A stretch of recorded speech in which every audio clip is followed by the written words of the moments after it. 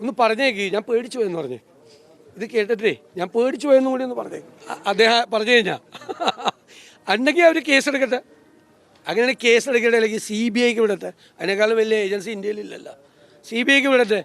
ME Govindan അങ്ങനെ കണ്ടെത്തിയിട്ടുണ്ടെങ്കിൽ ME Govindan party ഗവൺമെൻറ്റിനോട് ശുപാർശ ചെയ്തിട്ട് എനിക്കെതിരായിട്ട് അത് CBIക്ക് വിടട്ടെ. ഞാൻ വിദേശത്ത് പോയി പണം പിരിച്ചിട്ടുണ്ടെന്ന് ME ഗോവിന്ദനാണ് കണ്ടെത്തി, വിജിലൻസ് അല്ല. ME ഗോവിന്ദൻ കണ്ടെത്തിയിട്ടുണ്ടെങ്കിൽ പോകട്ടെ. ആ വിജിലൻസിൻ്റെ ഒക്കെ റിപ്പോർട്ടൊക്കെ ഒന്ന് വായിച്ചു നോക്കാൻ പറ. അന്വേഷണം നടത്തിയേക്കുന്ന ഉദ്യോഗസ്ഥന്മാർ എഴുതി കൊടുക്കുന്ന റിപ്പോർട്ടൊന്ന് വായിച്ചു നോക്കാൻ പറ ME ഗോവിന്ദനോട്. ഇതൊക്കെ ഞാനും അറിയുമല്ലോ. നിയമസഭയിലെ റൂൾ ഓഫ് പ്രൊസീജിയറിലെ 2ന്റെ ലംഘനമാണ്. അപ്പോൾ നിയമസഭാ സാമാജിക എന്ന രീതിയിൽ സ്പീക്കർ നടപടി സ്വീകരിക്കണം എന്നൊരു ശുപാർശ കൂടി ഉണ്ട് എന്നാണ് മനസ്സിലാക്കുന്നത്. അല്ല, അതൊക്കെ ഇത് ഒരു കൊല്ലം മുമ്പുള്ളതല്ലേ. എന്നിട്ട് എന്തേ സ്പീക്കർ നടപടി സ്വീകരിക്കായിരുന്നത്? സ്പീക്കർ എന്ത് നടപടിയാണ് ഈ കാര്യത്തിൽ സ്വീകരിച്ചതെന്നൊന്ന് അന്വേഷിച്ച് നോക്ക്.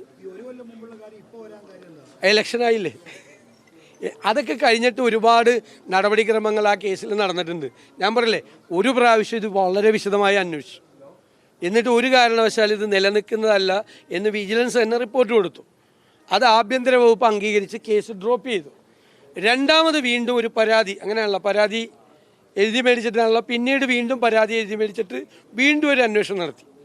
ആ അന്വേഷണത്തിൻ്റെ ഒരു ഭാഗത്തുള്ളൊരു കാര്യമാണ് ഈ പറയുന്നത്.